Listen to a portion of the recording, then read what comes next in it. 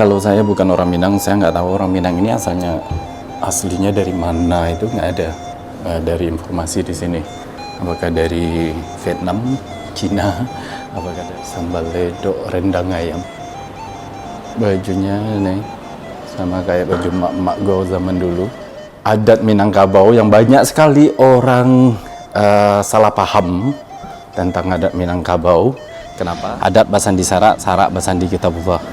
Tapi kenapa dalam pembagian warisan harus perempuan jauh lebih dilindungi daripada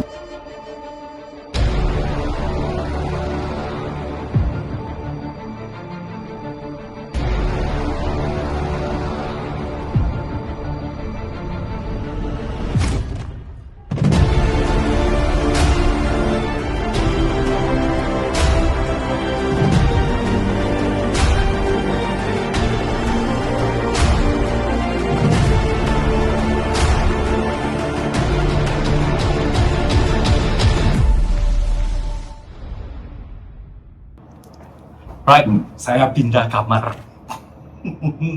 karena kamar sebelumnya nggak ada wifi. Jadi di sini agak dekat dengan lift, ada wifi-nya. Yang paling menarik adalah view-nya.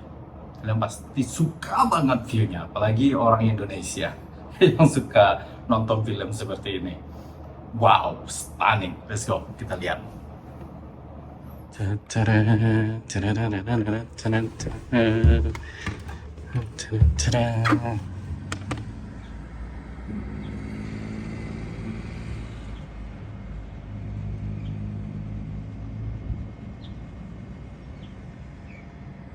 Manis kan view-nya? Rame. Ya. Pemakaman umum. Rata tutup rapat-rapat biar nggak bisa masuk. Udah. Go. Tutup semuanya biar nggak bisa masuk. Baik. Yang penting ada wifi. Soalnya saya nggak connect dengan dunia luar.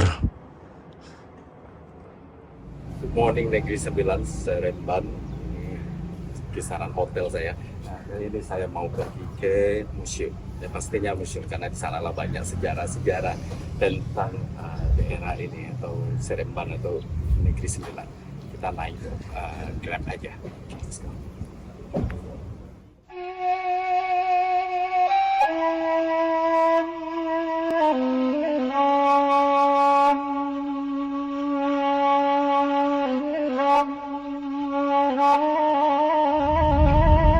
Outside, it's okay.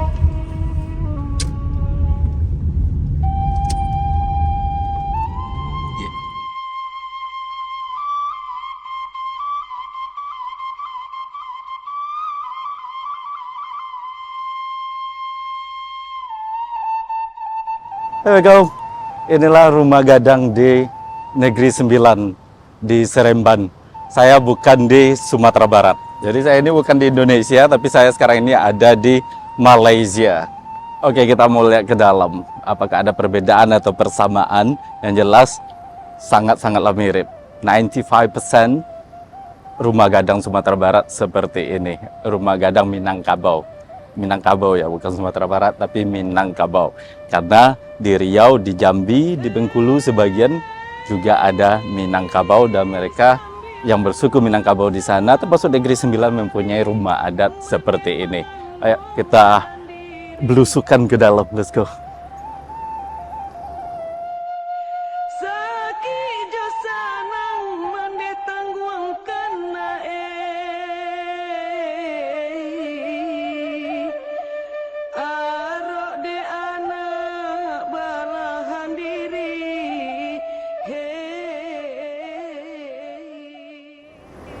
Oke, kita masuk ke dalam.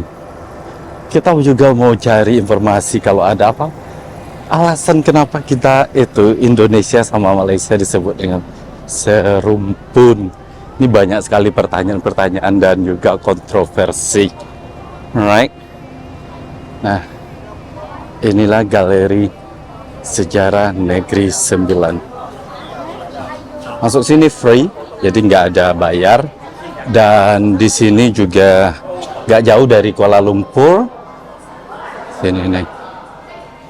Undang-undang. Oke guys, saya baca dulu, oke? Habis itu saya bisa informasikan ke kalian. Guys, ini ada beberapa poin penting bahwa dulunya itu berdasarkan sejarah Melayu waktu dijajah Belanda dan Inggris, itu tidak ada yang namanya Negeri Sembilan. Yang ada itu seperti Naning, Rimbau, Jelai Hulung, Jelebu, Joholan, Segamat, itu daerah-daerah sekitar sini. Ke semua wilayah ini didiami oleh orang Minangkabau.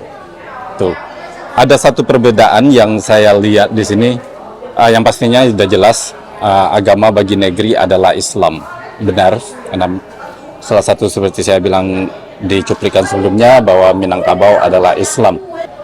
Tetapi agama yang lain itu bolehlah diamalkan dengan aman dan damainya oleh mereka-mereka yang memeluknya di mana-mana jua dalam negeri ini. Oke, itulah yang dimaksud dengan toleransi. Right? Dan ini perbedaannya, ternyata di Negeri Sembilan ini lambang dari merah, hitam, dan kuning itu menggambarkan ini merah dari yang bermaksud penawangan jajan dari Inggris. Sesudah merdeka ya bermaksud rakyat. Jadi ini rakyat sekarang. Ini dato-dato undang dan dato-dato lembaga, dan kuning adalah raja. Itu dari merah, hitam, kuning. Sementara di Sumatera Barat itu adalah artinya luak nantigo. Nah, inilah pembentukan dari Negeri Sembilan wilayah. Ini daftar-daftar negerinya. Ya, kita masuk ke dalam. Lancang perahu.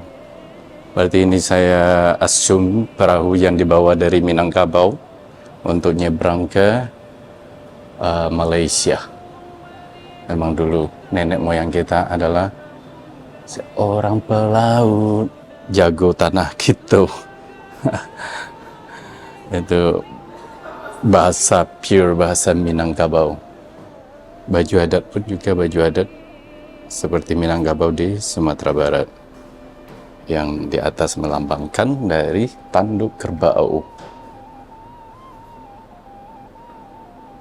Oh, ini original. Kalau nggak salah ini di Padang di ini. Ini diambil di Batu Sangkar, Istana Pagaruyung. Nih, yang mau kita lihat kedatangan Minangkabau. Oke. Nah, di sini terdapat di abad ke-17, berarti di tahun 16 sekian. Ini kayaknya baru dibikin lama. Nah, ini kayaknya lama banget ini. Pakaian orang Minang yang datang ke sini. Dari semua petunjuk ini,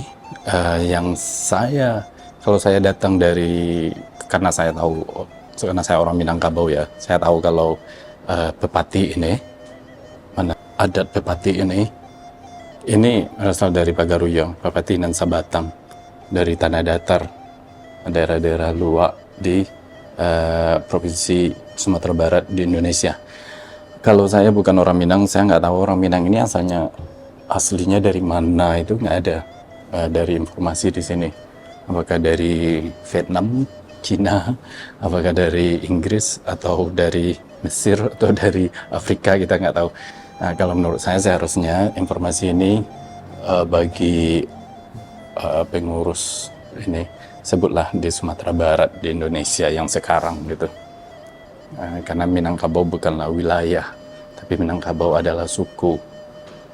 Harusnya kan dibikin Sumatera Barat atau dari Pulauan Sumatera gitu.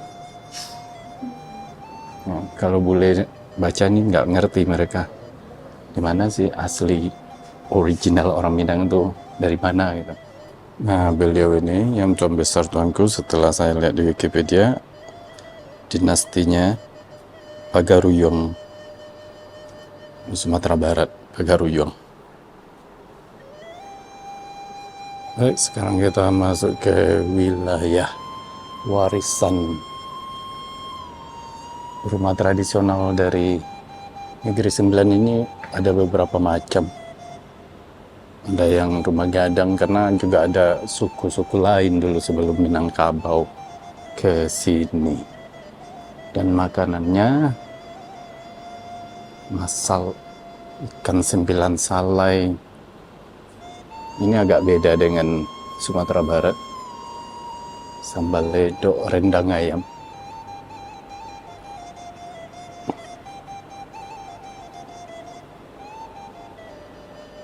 Bajunya nih sama kayak baju mak-mak gue zaman dulu.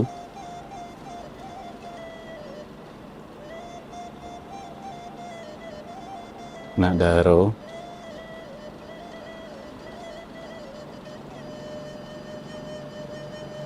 Kereta unto kalau bahasa kami dulu.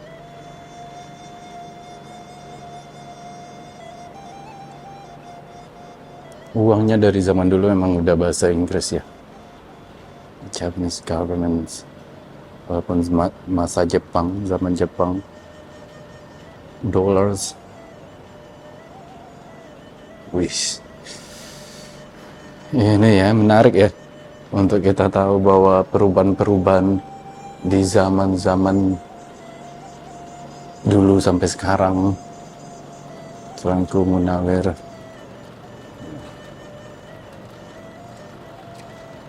Nama-namanya banyak, nama-nama dari orang-orang Sumatera Barat, orang Minang.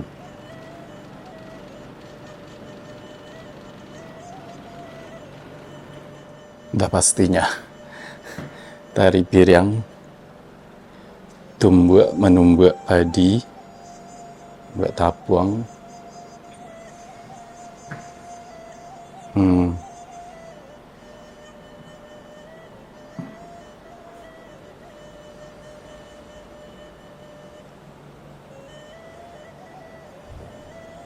Wih, gila, $1,000. Gedenya dengan wajah Ratu Elizabeth muda. Tuh, di masa penjajahan Inggris. Pakai dolar, padahal Inggris kan pound sterling ya.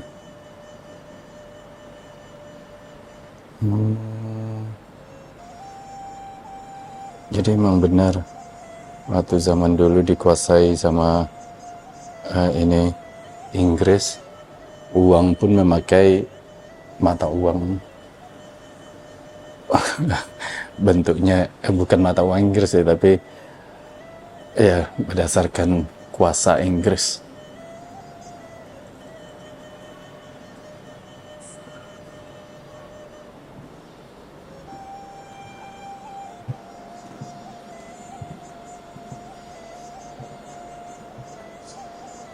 Oke, itu yang di sejarah. Kita mau lihat ke atas bentuknya. Oke, tentunya kita lihat ke atas. Ini hanya museum guys, jadi ini bukanlah rumah gadang. Ini cuman mungkin kayak office. Nih, wow. Dan nih, kita masuk ke dalam.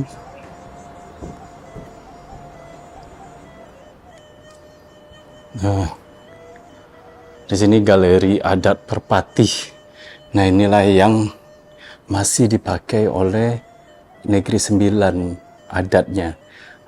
Malah menjadi aturan di pemerintahan daerah di sini, masih dipakai. Ini kita lihat.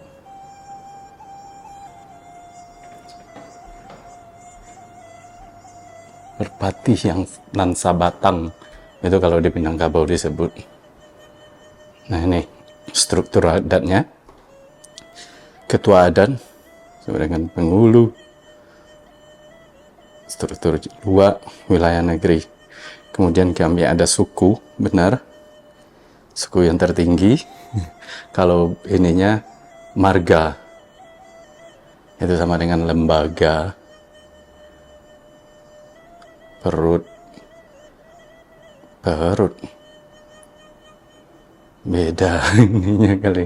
Kampung Bang Benar, Kadim. Ya, anyway, bahasanya saya kurang ini.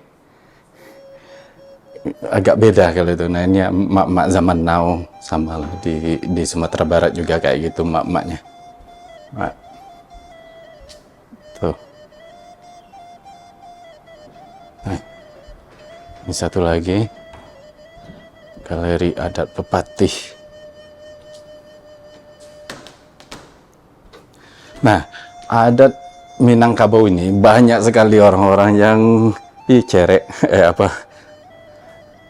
ini buat pemuanta barale. Kalau kita pergi lihat hajatan, biasanya mak saya itu kalau itu saudara kita, maksudnya satu marga sama kita, satu suku, itu kita amak biasanya masak kayak telur digoreng atau ikan tuh dimasukin ke sana terus dibawa pergi ke rumah saudara, karena kita satu suku itu kita disebut dengan Badun Sana.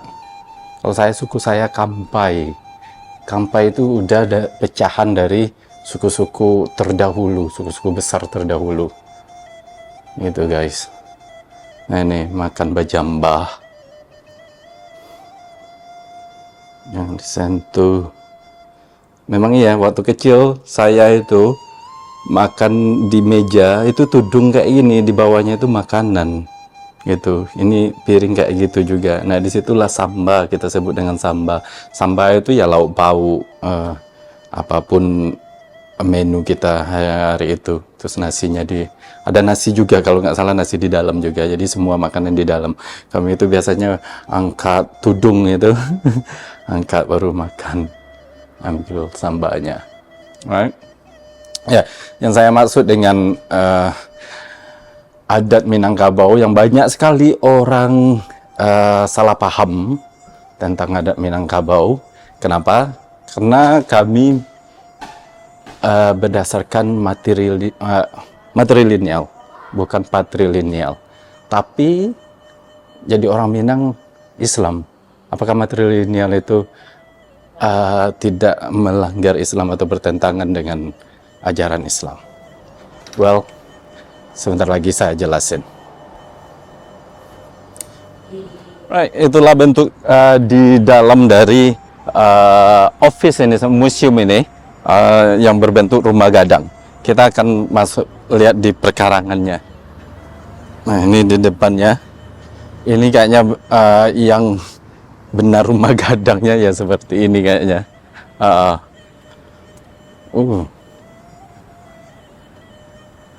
Tapi ini stylenya lama banget, udah kuno banget kayak gini. Tuh.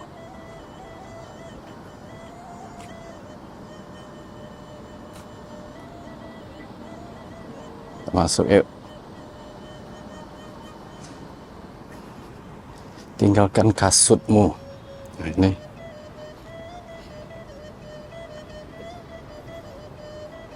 Oh, dirawat banget. Ini memang sengaja dibikin kayaknya. Ya, kenapa disebut rumah gadang? Memang besar. Gadang artinya besar. Dan memang di dalamnya itu luas, memang kayak gini. Biasanya ada kamar-kamar dari children, anak-anak. Biasanya kamar, bukan biasanya, memang kamar untuk perempuan aja. Jadi orang Minang itu mau bikin rumah, mereka berapa anak perempuannya? 3. Mereka harus ada 3 kamar. Waduh, ada kero.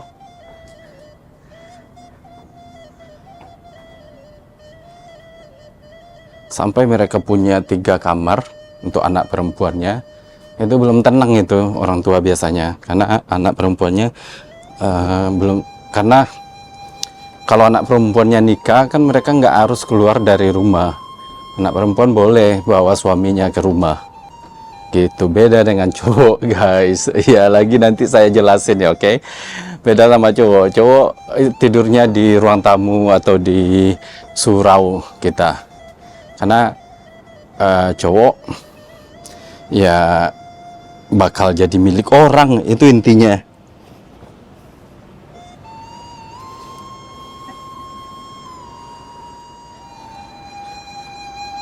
Nah, saya akan jelasin adat Minangkabau matrilineal. Kenapa? Apakah melanggar Islam? Enggak. Karena ajaran Islam tetap berjalan di Minangkabau. Malahan sebelumnya saya bilang bahwa Minangkabau adalah adat Basandi Sarak, Sarak Basandi Kitabullah. Tapi kenapa dalam pembagian warisan harus perempuan jauh lebih dilindungi daripada laki-laki? Adatnya lebih turun ke perempuan. Karena orang Minang sangat menjaga sekali adat, Minang sangat menjaga sekali perempuan. Orang Minang memikir ke depannya bahwa suatu saat kalau perempuan itu menikah, mereka ditinggalin suami, karena laki-laki zaman, mohon maaf banget ya, laki-laki banyak yang bejat, itu intinya. Jadi perempuan disia-siakan, janda di sosial zaman dulu, kalau kalian janda perempuan itu nggak bagus ininya ya, bukan hanya di Indonesia atau di Sumatera Barat, hampir di seluruh tempat di dunia ini kalau janda dulunya. Nah, maka itu adat dari Minangkabau menjaga wanita. Jadi wanita mempunyai hak untuk tinggal di tanah pusaka, tanah pusako kalau bahasa Padangnya. Itu adalah tanah keturunan, oke? Kita nggak tahu siapa itu pemiliknya zaman-zaman dulu, nenek-nenek moyang dulu. Itu tidak boleh dijual oleh yang menunggui, yaitu perempuan. Oke. Jadi misalnya dalam keturunan saya, dalam keluarga besar saya itu, kita mempunyai tanah satu lapangan, beberapa puluh hektar sawah, itu dikelola oleh perempuan. Terus cowoknya gimana? Cowok membuat keputusan, oke? Cowok harus bijaksana membuat keputusan, berusaha adil untuk saudara-saudara perempuannya. I think it's hot. Pindah guys, takut HP saya meledak. Nah, cowok mau dapat apa? Right? Cowok mendapatkan kekuasaan, tapi bukan penggunaan. Jadi kekuasaan memang masih dipegang oleh cowok. Misalnya kakak saya tinggal di tanah pusaka yang tadi, terus dia mau bangun ini, bangun itu, dia harus mendapat persetujuan dulu dari yang cowok-cowok. Dia nggak bisa jual, mau bikin semega apapun rumahnya di tanah pusaka ini. Tanah pusaka ini pada dasarnya dulu bukan tanah basure, jadi nggak ada surat tanah-tanah pusaka orang Minangkabau itu. Jadi mereka kalau menjual itu harus butuh tanda tangan hampir ya semua dari anggota keluarga besar, right? Nggak mudah sama sekali untuk menjual tanah pusaka itu karena tanah keturunan, right? Jadi tidak ada seorang pun yang bisa berhak untuk menjualnya. Apakah boleh dijual? Boleh dijual. Orang Minang banyak sekali menjual tanah pusaka. Pertama, biasanya itu tidak ada option lagi, nggak ada lagi pilihan. Apakah itu karena sakit, untuk biaya rumah sakit, pokoknya sesuatu hal yang emergency, itu biasanya mereka jual, apakah itu sedikit dari tanah tersebut, dan biasanya itu disetujui oleh baik itu yang cowok-cowok atau semua keluarga besar. Nah, satu hal yang paling penting adalah bahwa cowok-cowok orang Minang ini, di saat mereka punya keluarga, kemudian mungkin cekcok dengan keluarganya, istrinya nggak mau lagi sama dia, dia mempunyai hak untuk balik lagi ke rumah atau rumah tua atau ke tanah di mana dia dibesarkan atau tanah keluarga ini. Dia berhak, tapi dia tidak berhak membangun rumah. Dia berhak tinggal dengan saudara perempuan atau keponakan perempuannya yang menunggui tanah pusako tadi, gitu. Jadi sampai mati pun dia berhak dikuburkan di tanah pusako, dia berhak untuk tinggal di tanah pusako kalau dia tidak menikah. Nah, satu lagi polemiknya adalah gimana kalau keluarga ini tidak ada punya anak cewek, semuanya cowok aja. Nah, kita lihat lagi garis keturunan ibu. Nah, ibu ini mempunyai orang tua, oke? Orang tuanya ini punya saudara perempuan nggak? Pokoknya semua garis keturunan perempuan. Kalau nggak ada, cari lagi. Apakah itu tantenya mempunyai anak perempuan tantenya mempunyai anak perempuan, larinya pokoknya ke perempuan guys. Tapi kalau nggak ada lagi, di situ baru berhak si cowok menjual atau membagi-bagi harta pusaka tersebut kalau memang udah buntu garis keturunan tersebut. Memang ada kok di depan rumah saya itu buntu garis keturunannya berdasarkan orang Minang ya. Matrilinealnya udah buntu, semuanya penerus cuma cowok dan mereka membagi, itu boleh. Nah, apakah itu sesuai dengan ajaran Islam? Tidak ada hubungannya dengan melanggar ajaran Islam, nggak ada, karena saya bilang tadi adalah pusaka, tidak dijual, right? Dan itu melindungi baik pria ataupun wanita. Intinya tanah pusaka, harta pusaka itu adalah melindungi anak cucu orang Minangkabau. Itu aja intinya. Dalam Islam pun dibolehkan melindungi keturunan agar tidak terlunta-lunta, agar selalu mempunyai tempat, agar selalu mempunyai rumah, gitu cerita, agar selalu mempunyai atap, gitu. Beda lagi dengan harta pusaka yang dibeli sama orang tua. Kalau itu memang harus berdasarkan ajaran Islam, karena jelas yang beli orang tua, jerih payah orang tua, kedua orang tuanya ya dibagi berdasarkan ajaran Islam. Yang cowok dapat, yang cewek dapat, gitu. Kalau seandainya dijual, karena orang Minang mayoritas tidak suka jual menjual, gitu intinya. Jarang sekali acara jual menjual harta, baik itu pembelian orang tua ataupun harta pusaka. Tapi ada juga, gitu. Tapi kalau seandainya dijual ya berdasarkan hukum Islam dan hukum negara juga. Di saya pun kalau ama dan bapak saya mempunyai harta, waktu beliau berkeluarga, beliau beli tanah di sana atau beliau beli emas atau apapun harta beliau, saya dapat jepretannya sedikit, gitu, karena kami lumayan banyak bersaudara. Nah, itulah sebagian dari adat Minangkabau. Banyak lagi sebenarnya, tapi yang sering yang ditanyakan oleh penonton saya adalah tentang itu. So, kita lanjut. Alright.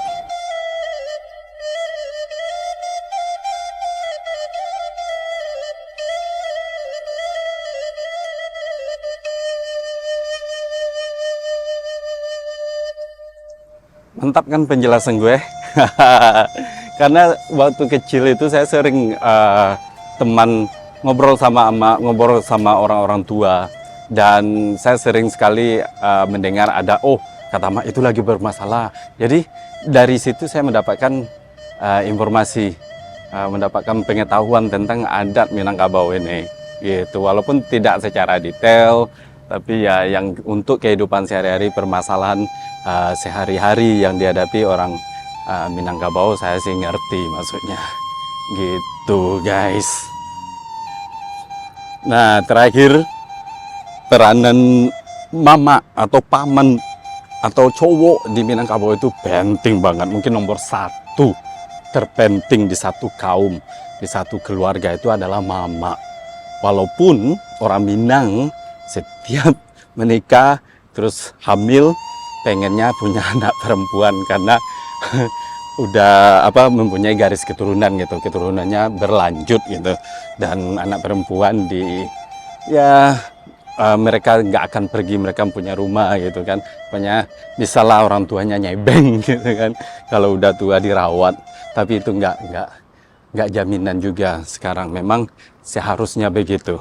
Nah, kalau cowok inilah penentu keputusan dalam sebuah kaum, guys, dalam sebuah keluarga besar. Cowok inilah, paman lah, keponakan mau nikah, paman yang memutuskan. Pokoknya secara adat ya, walaupun sekarang ini udah banyak orang menikah di gedung-gedung, nggak peduli lagi, apalagi di kota Padang, adatnya udah mulai banyak sekali yang berkurang. Fungsi-fungsi dari orang-orang penting yang seharusnya di Minangkabau itu nggak ada lagi. Bukan nggak ada, udah berkurang maksudnya. Dan cowok inilah, misalnya keponakan ada yang salah, cowok juga yang kena, bukan emaknya. di kampung di kedai itu malu pamannya. Misalnya ada keponakannya yang berbuat macam-macam, yang malu itu pamannya, guys. Pokoknya di Sumatera Barat, di Minangkabau, anak di pangku. Maksudnya anak di pangku itu adalah anak yang ya kita kasih makan, kita rawat, pokoknya di pangku gitu ya, diperjuangkan. Tapi keponakan dibimbing. Ponakan dibimbing itu dibimbing, di guide untuk mereka itu jadi sukses untuk berperlakuan baik. Tapi yang namanya manusia, heho, saya juga nggak munafik. Sifat individual itu juga banyak. Jadi mamanya kadang nggak benar, ya gimana keponakannya benar. Kadang gitu. Itu ya, zaman berubah, zaman bertukar. Ya mudah-mudahan, I don't know. Ya, bukan hanya di Minangkabau atau Sumatera Barat, mungkin di Bali kali ya, kalau masalah adat masih sangat kental, sangat kuat. Tapi kalau di tempat lain, nggak tahu mau dibawa kemana adat-adat yang penuh warisan ini, you know. Dan pengaruh dari dunia luar, pengaruh dari modernisasi, saya pun nggak bisa mengungkiri. Well, selamat datang di JKKN. Apa ini? Jabatan Kebudayaan dan Kesenian Negara Negeri 9. Dan itu adalah atapnya dalam bentuk rumah gadang, tapi tutup. Tuh.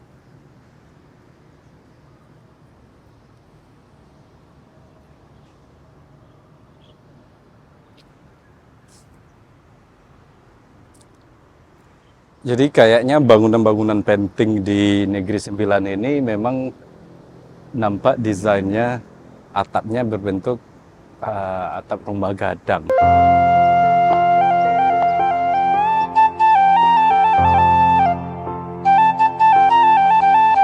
Sa ayun sa pabimbiyan